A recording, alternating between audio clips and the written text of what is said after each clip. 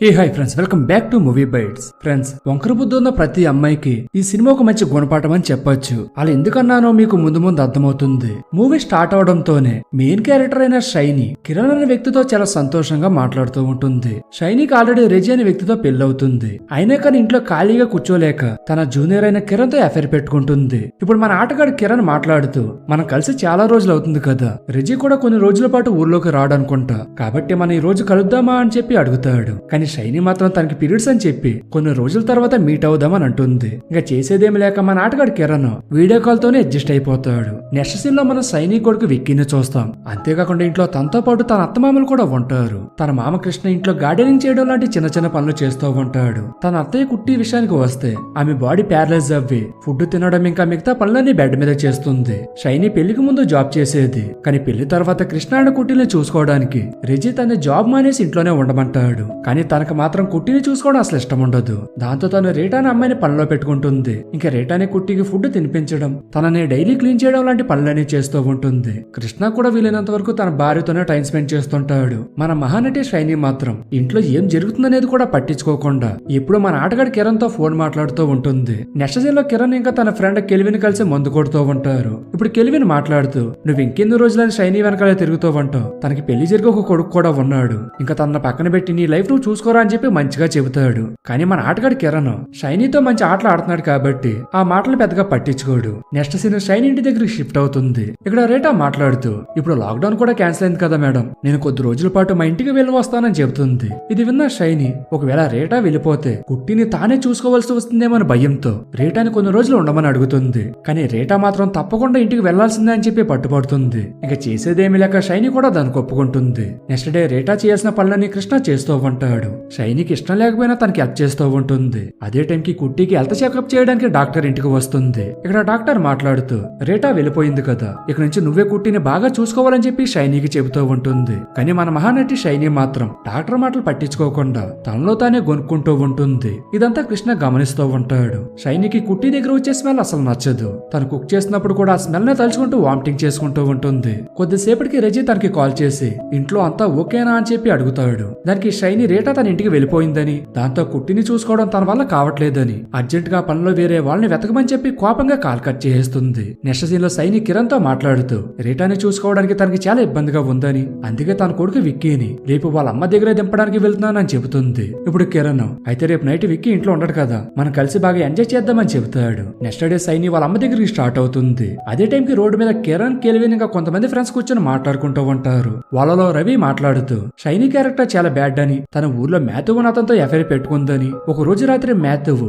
Shiny వాళ్ళ ఇంటి బయట ఉన్న చెట్ మీద నుంచి వెంటిలేటర్ ద్వారా తన రూమ్ లోకి వెళ్లడం చూశానని చెబుతాడు. తన మాటలు విన్న మన ఆటగాడు కిరణ్ రవితో గొడవ పడుతూ ఉంటాడు. దాంతో కెల్విన్ కిరణ్ ని పక్కకు తీసుకుని వచ్చేస్తాడు. అదే రోజు నైట్ కిరణ్ రావడానికి షైనీ కిచెన్ వెనకాల ఉన్న డోర్ ఓపెన్ చేసి ఉంచుతుంది. కిరణ్ తనతో పాటు తీసుకొచ్చిన కెల్విన్ ని కొంచెం దూరంలో ఉండి అవసరమైతే సిగ్నల్ ఇవ్వమని చెప్పి ఆ డోర్ నుంచి సైలెంట్ గా పైన ఉన్న షైనీ రూమ్ లోకి వెళ్తాడు. అప్పటికే వాళ్ళిద్దరు కలిసి చాలా రోజులు అవడంతో కిరణ్ లోపల రాగానే ఆటలు మొదలు పెడుతూ తనతో ఇంటిమేట్ అవుతాడు. ఇలా కొద్దిసేపటికి కిరణ్ షైనీతో, నీ దగ్గర ఒక రకమైన స్మెల్ వస్తుందని అంటాడు. దానికి షైనీ అది కుట్టి దగ్గర వచ్చే స్మెల్ అని, ఆమెకి సేవలు చేయడం వల్ల తన దగ్గర కూడా అదే స్మెల్ వస్తుందని, కుట్టిని చూసుకోవడం తన వల్ల కావట్లేదని, దీని అంతటికి ఒకే ఒక దారుంది, అదే కుట్టిని చంపేద్దామని అంటుంది. షైనీ మాటలు విన్న కిరణ్ కంగారు పడుతూ, అలా చేస్తే పోలీసులకు దొరికిపోతాం కదా అని అంటాడు. కానీ షైనీ మాత్రం ఒక మంచి ప్లాన్ వేసి, ఒకవేళ కుట్టి చనిపోతే చూసే వాళ్ళందరూ అనారోగ్యంతో చనిపోయింది అనుకుంటారు, కానీ మనమే చంపామని ఎవరికి డౌట్ రాదని చెప్పి కిరణ్ కి ధైర్యం చెబుతుంది. అలా ప్లాన్ ప్రకారం వీళ్ళిద్దరూ కలిసి కుట్టి నిద్రపోతున్న రూమ్ లోకి వెళ్లి ఒక క్లాత్ తో తన గొంతు నొక్కి చంపేస్తారు. కుట్టికి మాటలు కూడా రాకపోవడంతో పాపం తను ఏమీ చేయలేక చనిపోతుంది. తను చనిపోయిన తర్వాత వీళ్ళిద్దరూ కలిసి మళ్ళీ షైనీ రూమ్ లోకి వెళ్ళిపోతారు. ఇప్పుడు షైనీ అద్దంలో చూసుకుంటూ తను చేసిన పని గుర్తు చేసుకుంటూ బాధపడుతూ ఉంటుంది. కొద్దిసేపటికి కిరణ్ మాట్లాడుతూ, కుట్టి అంత సడన్ గా చనిపోతే నీ మీద ఎవరికి అనుమానం రాదు కదా అని అడుగుతాడు. దానికి షైనీ ఉదయం అవగానే తన కుట్టి రూమ్ లోకి వెళ్లి ఏడుస్తూ కిరణ్ ని పిలుస్తానని, అప్పుడు అందరూ కుట్టి నిద్రలోనే చనిపోయింది అనుకుంటారని చెబుతుంది. ఇప్పుడు కిరణ్, నువ్వు కుట్టి చనిపోవడం ఖచ్చితంగా చూసావా అని అడుగుతాడు. దాంతో వీళ్ళిద్దరికి డౌట్ వచ్చి మళ్ళీ తన రూమ్ లోకి వెళ్లి తను చనిపోయిందా లేదని చెప్పి కన్ఫర్మ్ చేసుకొని తిరిగి వెనక్కి వెళ్తూ ఉండగా షైనీ తన గొంతు నొక్కడానికి యూజ్ చేసిన క్లాత్ కనపడక దానికోసం ఇల్లంతా వెతుకుతారు. కానీ అది ఎక్కడా కనపడకపోవడంతో ఒకవేళ వాళ్ళు కుట్టిని చంపడం కృష్ణ చూసి ఆ క్లాత్ ని దాచేసాడేమో అని తన రూమ్ లోకి వెళ్తారు. కానీ కృష్ణ మాత్రం హాయిగా నిద్రపోతూ ఉంటాడు. ఇంక వీళ్ళిద్దరు కలిసి షైనీ రూమ్ లోకి వెళ్ళిపోతారు. ఇక్కడ షైనీ మాట్లాడుతూ తానే ఆ క్లాత్ ఎక్కడో పెట్టి మర్చిపోయి ఉంటానేమో అంటూ రేపటి నుంచి హాయిగా ఉండొచ్చు అని చెప్పి కృష్ణని కిస్ చేస్తుంది. అలా మళ్ళీ వీళ్ళిద్దరు ఆటలు మొదలు పెడుతూ ఇంటిమేట్ అవుతారు.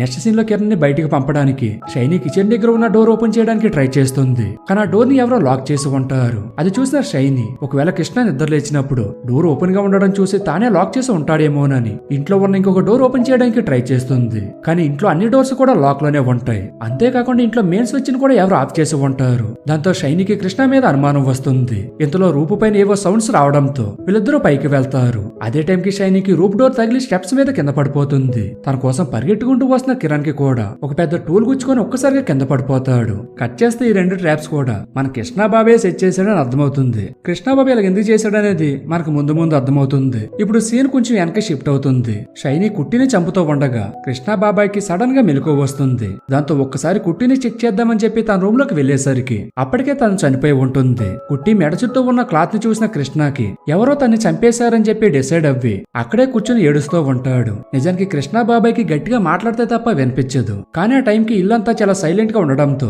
తమ రూమ్ లో మాట్లాడుకుంటూ ఉన్న షైనీ కిరణ్ ల మాటలు తనకి క్లియర్ గా వినిపిస్తాయి. వాళ్ళు కుట్టి చనిపోయిందో లేదో అని చెప్పి కిందకి రావడం గమనించిన కృష్ణాబాబాయ్ షైనీ రూమ్ లోకి వెళ్లి మొత్తం చూస్తూ ఉంటాడు. అదే టైంకి అక్కడ టేబుల్ మీద సేఫ్టీ చూసి తను కోడలు ఎవరితోనే అఫైర్ పెట్టుకుందని చెప్పి అర్థం చేసుకొని షైనీ వాళ్ళు తన రూమ్ దగ్గరికి వెళ్లడం కంటే ముందే అక్కడికి వెళ్లి నిద్రపోతున్నట్టు నటిస్తాడు. షైనీ అక్కడి నుంచి వెళ్ళిపోగానే తన కొడుక్కి కాల్ చేసి తనతో అర్జెంట్ గా మాట్లాడాలని తెల్లవారే లోపు ఇంటికి రమ్మని చెబుతాడు. ఇంకా షైనీ కిరణ్ ఇంటిమేట్ అవుతున్న టైంలో ఇల్లంతా ట్రాప్స్ ని రెడీ చేస్తాడు. ఇంకో పక్క షైనీ వాళ్ళకి దెబ్బలు తగిలి ఉంటాయి కదా, వాటికి ఫస్ట్ ఎయిడ్ చేసుకొని వీళ్ళిద్దరూ కృష్ణనే వాళ్ళ మీద అటాక్ చేసాడేమో చూద్దామని తన రూమ్ కి వెళ్తారు. కానీ అక్కడ కృష్ణ ఉండడు. పైగా షైనీ కుట్టిని చంపడానికి యూజ్ చేసిన క్లాత్ ని కూడా కృష్ణ మంచం మీదే ఉంటుంది. ఇంకా తనకి నిజం తెలిసిపోయిందని వీళ్ళిద్దరిని చంపడానికే ట్రాప్స్ రెడీ చేశాడని చెప్పి వీళ్ళకి అర్థమవుతుంది. ఇప్పుడు షైనీ మాట్లాడుతూ మనం తప్పించుకోవాలంటే కృష్ణని కూడా చంపేయాలని చెప్పి చెబుతుంది. అది విన్న కిరణ్ భయపడుతూ తన్ను కూడా చంపేస్తే అందరికి నీ మీద అనుమానం వస్తుందని అంటాడు. దానికి షైనీ అలాగేమీ జరగదు, కుట్టి మంచం మీద పడుతున్న బాధలో చూడలేక